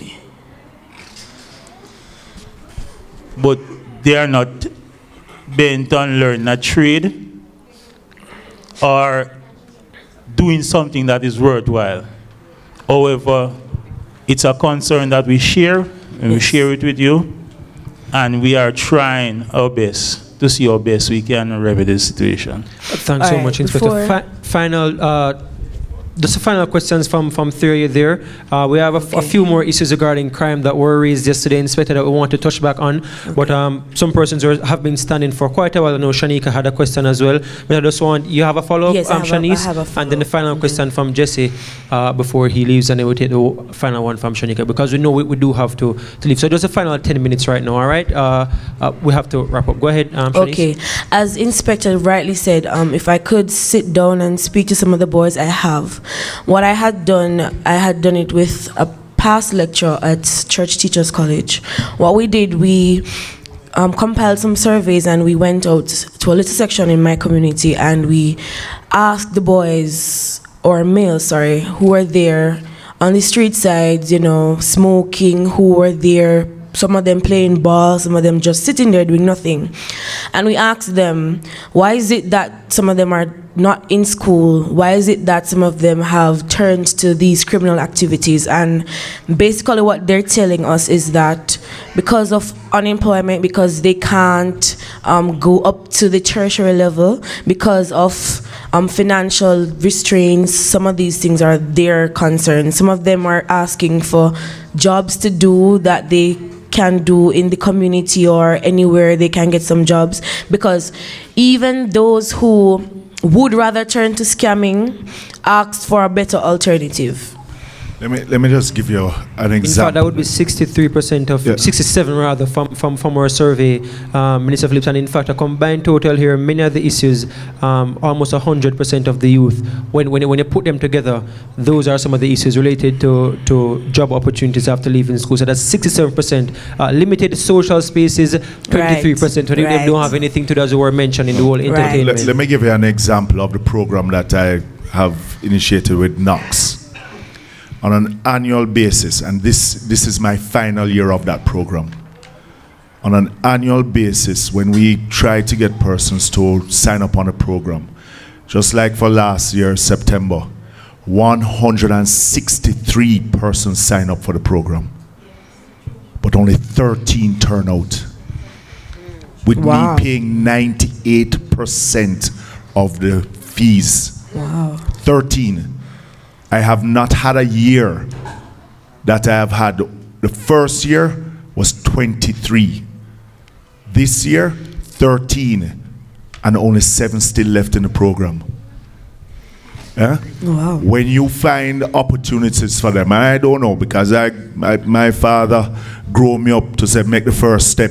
As I have always said to the young persons within my constituency, think about what it is that you want to do. When you think of that, come to me, I will find a way to facilitate it. But it can't be for me to think for you. Sure. Find a way and then force you to go do it. Yeah? So, you know, in a sense, sometimes when I hear about there are not opportunities, there are opportunities out there. Why is it that you are not doing the same thing? you understand? And it is just for persons to want a different, and one of the challenges that I find also, and I don't know, MP Shaw, when we have a lot of our graduates that when they graduate from university, they don't want to leave the parish of Manchester. Now, we see, and it is something that I have an issue with heart. They train, or well, the persons who do this program, they do housekeeping per se. But then when they do housekeeping, you have 2 small hotels in Manchester who can't employ the amount of persons. And when you said to them, have you applied for a job in Montego Bay or Ocherus? Them said no, because them don't want to leave Mandeville. But they might forgo Montego Bay though, MP. No, whichever way, but the jobs are not, it's not going to be here. Mandeville, the only industries that you really, when you had bauxite, it created much more employment within the parish itself. But you have the BPO sector, and I hear MP Shaw, yes, and I commend the government for the efforts in lowering the unemployment rate. But we have to get to a stage of creating jobs that are higher paying jobs. Because we have too many in the category of low wages that at the end, before the end of the month, they still can't find their way. And I mean, this is a step in the right direction, but we have to start looking at higher paying jobs, right? Because we have too many of our tertiary students who are in the BPO sector who still not making their way. You understand? But as young persons, and if you are living in the United States of America, it is normal for somebody who live in Florida but finding a job in Washington or in New York, because that is where the job is. And you have small employment sectors here in the parish of Manchester. And it is growing because the BPO sector is one, but we just have to grow it a little further. But you have to look outside also of the parish if it is that you want employment. I'm not saying that there's nothing to be done. So my question is for Mr. Shaw. With regard to investments into the country, Osheen mentioned something in her speech about tourism. So many of the hotels, what social impact do they have on Jamaica itself? Money is coming into the island, you know, tourists come in, they spend all the money at the hotels. But how much of that remains in the country? And what are those hotels doing to actually develop, you know, their immediate surroundings? And what plans, you know, does the government have for investment into Jamaica? The short answer. The short answer is not enough is retained in the country. Yes. And it's an area that we are focusing on. We have established a tourism linkages committee that is working on different ways to ensure that we add more value from the tourism product to the local market. For instance, small farmers. Do you know that only 5% of the agricultural produce that we produce in Jamaica is sold to the tourism trade? Only 5%. Now that is bad. You can't be flying in the tourists on the plane and flying in the vegetable as cargo, right? Or shipping it in to use it in the hotels. It's unacceptable. But we have to produce more and better quality and on a more consistent basis, and then work with the hotels to make sure that they purchase more locally produced, whether primary agricultural goods or manufactured goods. Same thing on the manufacturing side, including processed foods, by the way. So it's something they are actually actively working on now, because it don't make sense the tourism industry is growing, but the retention and the linkages into the rest of the economy is not there. It doesn't make any sense. There's a concern as well as a follow-up, Minister Shaw, that the small money is being kept out. I remember recently speaking to some bus drivers in Montego Bay. They said that they can't even get to carry some of the tourists because the bigger companies take up all of them. I remember speaking to a photographer and a wedding planner as well who had similar issues. They said they have to pay when they're going to the hotel, and the fees are almost it's punitive. It's essentially they're getting squeezed. That's part of what is being looked at, because you can't have a hotel chain that then brings their own buses. What happened to our local transport sector?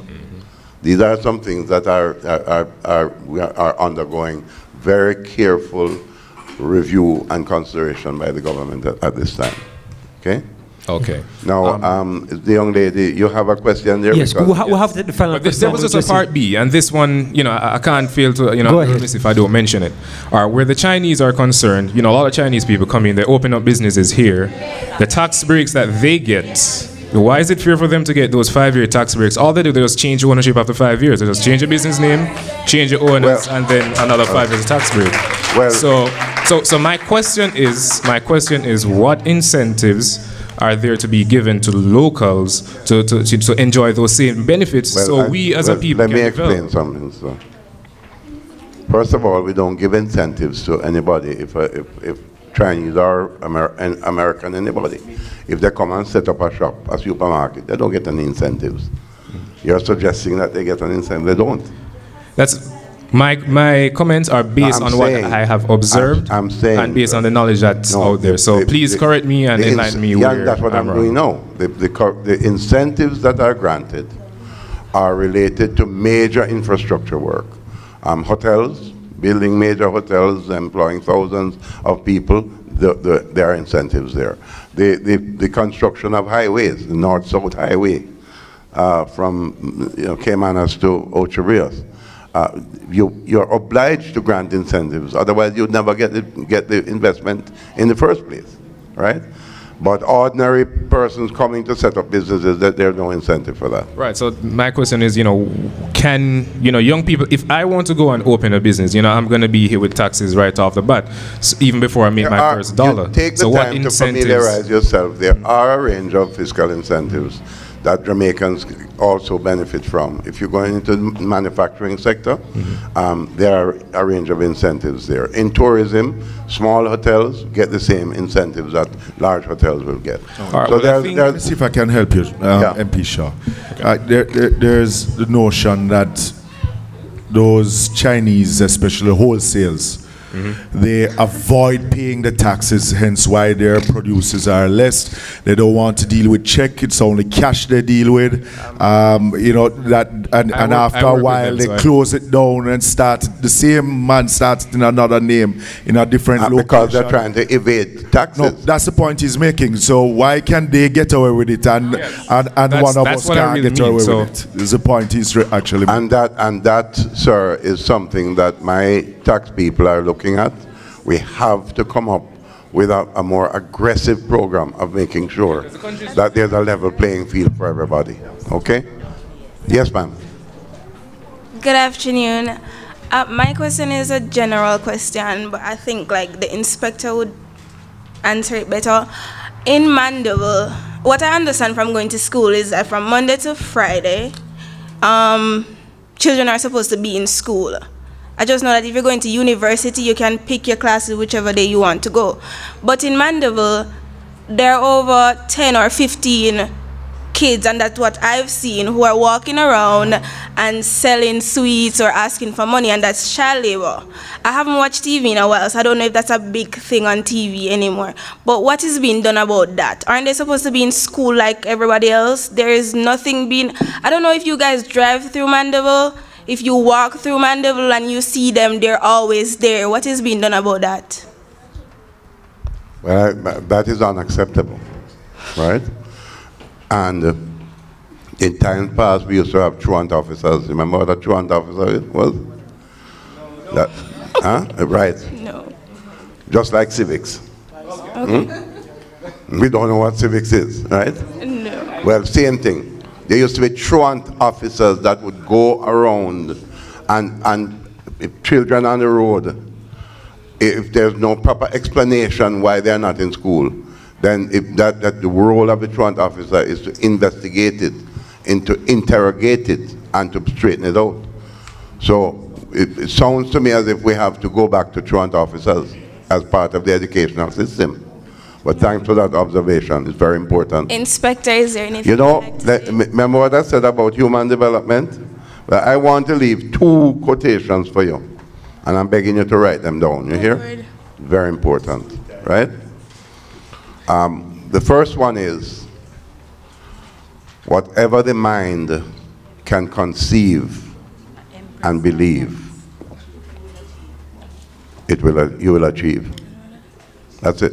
Whatever the mind can conceive and believe, you can achieve. That's one. The second one I want to share with you is very simple, but very profound. In the pursuit of excellence, one person can make a difference. And I want you to go home and look in the mirror and say, in the pursuit of excellence, I will make a difference. God bless all of you. Thanks. Okay, well, Mr. Shaw has to leave us right now. He did indicate that he has to leave, but we want to wrap up as well. So we're just going to ask the inspector to answer the same question that she had asked. You had a question that they said they wanted him to answer. So just answer, and they'll just wrap up overall so everybody can just... And maybe the inspector can also end with the scamming and the gangs issue as well. But before I answer, Inspector, I just want everyone just to pause before I answer. Mr. Shaw has to leave. Just want to give him a round of applause and thank you so much for coming, Mr. Shaw.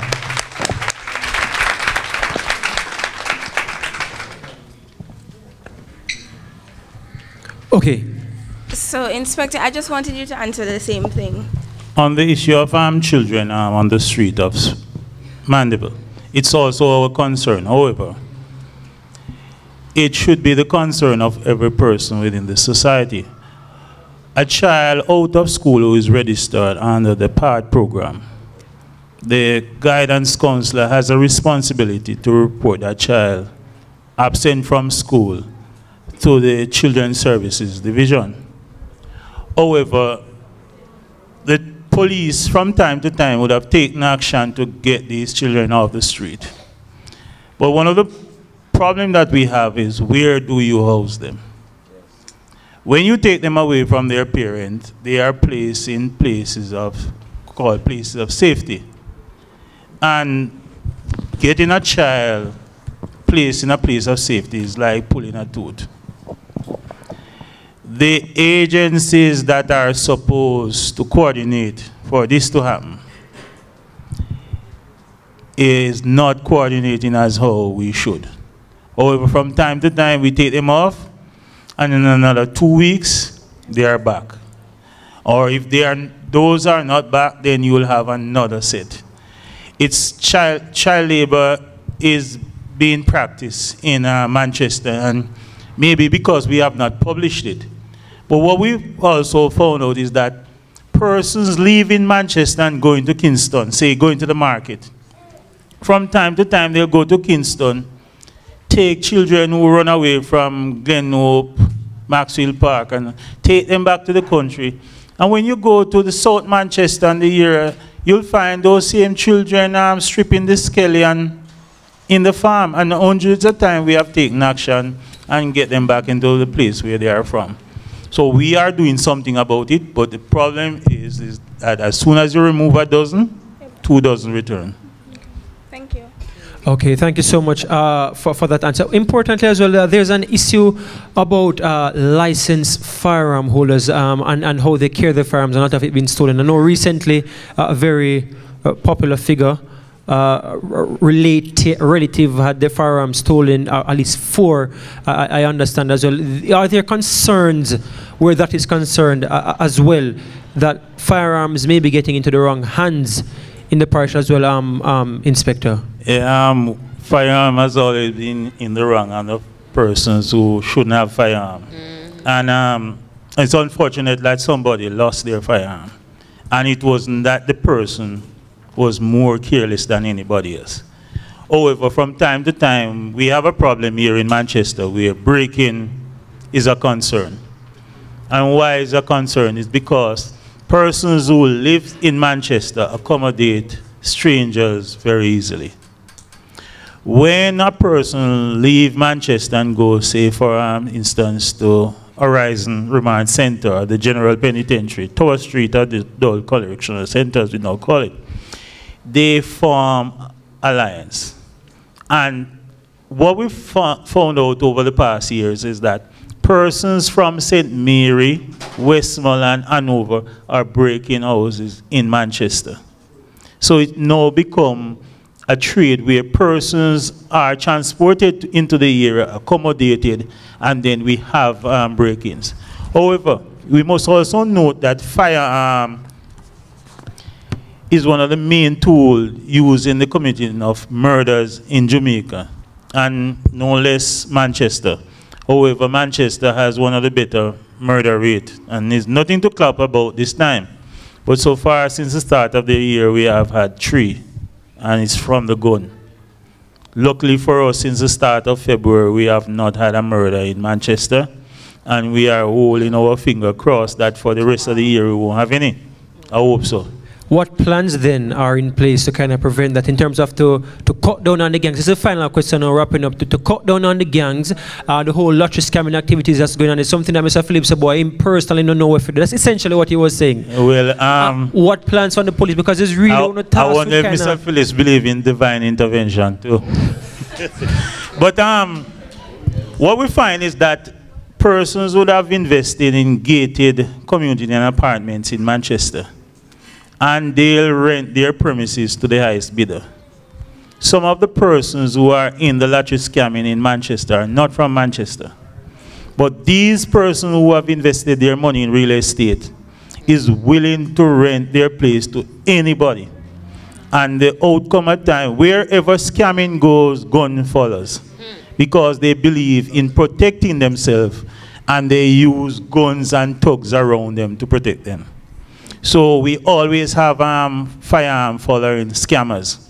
What we can ask you young people to do, speak to your parents, speak to your family members who are renting premises. Ask them to ask the very important question. How do you earn?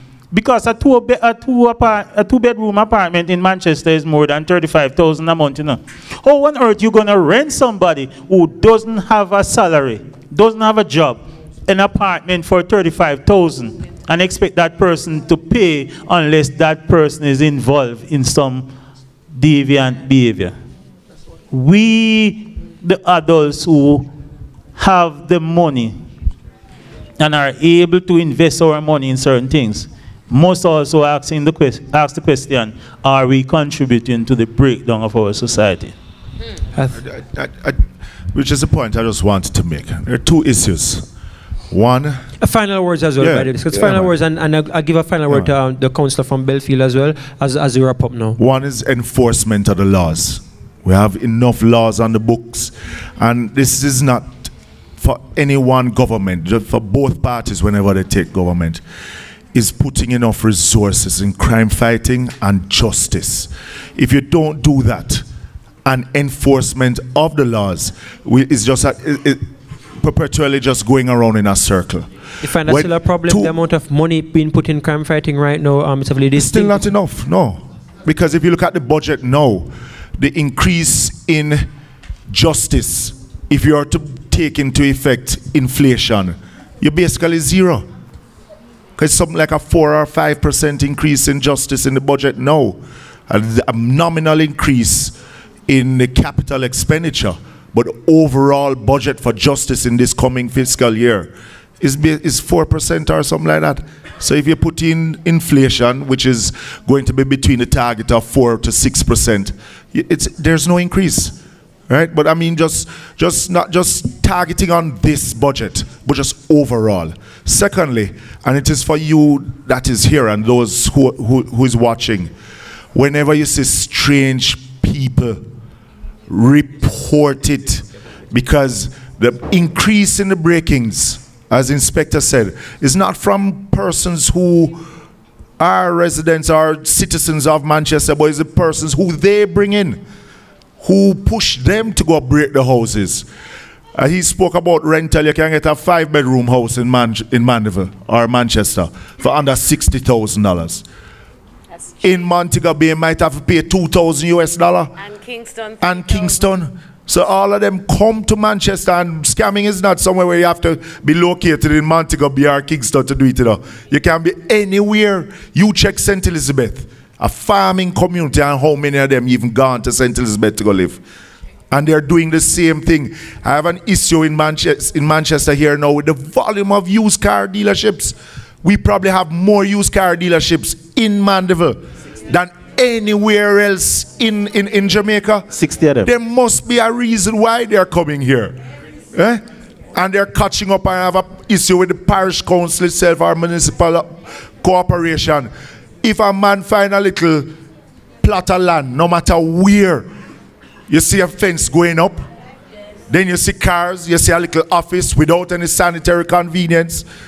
And we're not, the corporation itself is not, I bet you they're not even paying the minimum business tax much as they go pay a GCT and anything. Yeah? So those are some of the things. If we enough said.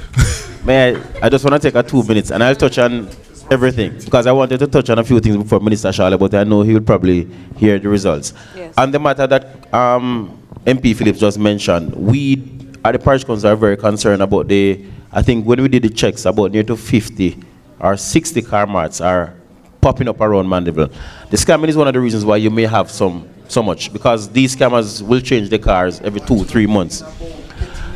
The regulations and enforcement that the MP is talking about, it is not the municipal corporation. It is more where you see most of them popping up are the enforcement to be done by the National Works Agency. Because you have a concern in your constituency at the Greenvale roundabout where you have maybe about 10 between the 2 car marts. Those responsibilities are the National Work Agency, and we do have a problem with them every single month when it comes to the parish council. Generally, I will take that up with them. Good. Generally, on all issues now, people are talking about crime, for example. Young people must ensure that they have a backbone. We sit here and we complain, and I'm happy for a forum like this where we have solutions coming forth. The young persons who are involved in scamming, for example, you may sit down and allow them to come to the fore. We must ensure that the young persons who are doing good are the ones that we highlight and put them on the map. And when I say the backbone that people must have, we must ensure we have a role to play to ensure that we highlight these persons. For example, in terms of training and opportunities, young persons are not paying enough attention. Training in itself right now, having a skill, is possible a more valuable thing than a degree right now, because people leave in NCU and go down a call center, go work for $20,000 per 2 weeks because you do not have the capacity or the job opportunities. But not many of them would know. For example, if somebody is a plumber right now, can earn the money of a lawyer and a doctor because you have very limited amount of plumbers that you may have now. You can't find plumbers across Mandeville. Young persons must ensure that you can go there and get the training and the opportunities. He said it, all of us have programs in the MP's office and the constituency. When we tell young people about it, they may have 100 sign up. By the time you have the graduation ceremony, 10 that may be showing up there, sir. So we have a role to play to ensure that we motivate and empower our young persons as we move forward. A few issues I want to touch on before Minister Shah, he left already. Traffic is a problem in Mandeville. That has been gotten worse over the last couple of months. We are looking at that. There's a letter that was sent to him to see how, not to him, to Minister Vaz and NWA to see if we can, because MP Phillips is also concerned about it. I want them to move forward to see if we can copy him on that letter to ensure that we get the funding to re-divert how the traffic is done. Because if you have traffic congestions right through the town, it hinders manufacturing, it hinders productivity. The other thing that I want to mention, Comrade Phillips, I'm going to put, MP Phillips, I'm going to put you on notice. The young lady mentioned from land settlement in Spur Tree and roads. Young man mentioned roads that is one of the concerns. There's no road. But the one of the things that I want to mention, you have the Highway 2000 now is going to start in Maypen coming to Mandeville. That is going to open a lot of opportunities again in terms of real estate, in terms of development as we may go along. But water is not water is a problem across the entire. If you live in Mandeville, you may get water 1 hour for the night in Manchester. But yet still, the bauxite companies have a monopoly on the water in Porous, because Porous has about 4 or 5 wells. The bauxite company may own about half. And I'm moving a motion this month in the parish council to ensure that the government move post to take over these wells that are untapped in Porous and to see how best, because we get water all the way in Pepper, which the JPS have to get a lot of money to pump it up Spur Tree. While the water, we don't have a water problem, you know, we have water underneath Manchester, we just need to ensure that we get it. But we have 4 wells in Porous that is not being used. And we have a water issue across the entire parish, some things that we must do. All right, thank you so very much. A whole heap of issues that, you know, it's a whole heap of issues we need to deal with. I think we need to come back again. Oh, and before you leave, there was and the tax office we know is very inadequate because it is always full now, because the post office is beside the tax office and the post office is basically becoming non-existent because it's only utilities bill go there. We are suggesting to the tax office to move over to that bigger office, but we're also making a long-term suggestion. Down where you have the motor vehicle depot, where you have about 5 or 10 acres of land, that is where you could put a brand new tax office and a new motor vehicle depot to have a one financial tax center across Manchester. I think that's a solid note on which to end. Good suggestions. Youth of Mandeville, this has been very good. This has been very different. This has been very nice. First, I just want to thank our representatives for coming here as well. Give them a round of applause. We even have police in the audience as well, so it has been really, really good. Want to thank as well you, the youth of Manchester, for being so different, so engaging, so real. We even have speech coming from you, so clap on yourself as well. Really want to thank our sponsors, the United Nations Democracy Fund, who are funding this project right across the entire country. So if any of them who couldn't be here and doing all this, so clap them as well. The team from the United Nations. Our workshop facilitators, you have man like Sujay Boswell. Sujay, raise your hand, give a big round of applause. Work very, very hard. Teaching the youths. Marilyn Facey as well, who has been here, essentially my producer, guiding me, giving me the wrap-up signal. Empress Golding, the lady who said, talk up you, Mr. Fee. Give her a big round of applause. She is at the heart of all of this. They conceptualize everything.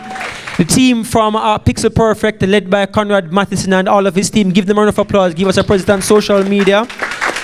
Remember as well, if you're tweeting or on Facebook or on Instagram, use the hashtag YouthFitChat. What am I saying if I say? Youth for Chat. And that's the hashtag that you need to use. And you need to follow the pages as well. Follow the pages. I have at Talk Up Youth on Facebook and on Twitter as well. I'm not on Instagram. What's it on Instagram? Yes, and on Instagram at Talk Up Youth. And while you're there, I want to thank the entire team, Shaniel and Frederica, Romario, Deandra, Khalid, Alexi. It takes a lot of teamwork to make this dream work, to empower young people so you can be a part of the process. We're no longer uneducated. We inform, we're educated, and we have the power as citizens, and we have rights to take part in the leadership of our country. So I encourage you all to follow up. It's up to you now. We've given you access. Thank you. You're welcome. So take it and run. And apologies on behalf of the other members of Parliament who could not make it. They did commit, but something came up. And I know that MP Bunting has sent a video to you because he wanted you to know why. Which you can even view it afterwards. Okay. But finally, before going to take tongue two more people again, because we can't be ungrateful. If I never them people, I could not talk, or couldn't hear, or couldn't hear enough away. So thank Bruce Lawrence Production for the audio as well.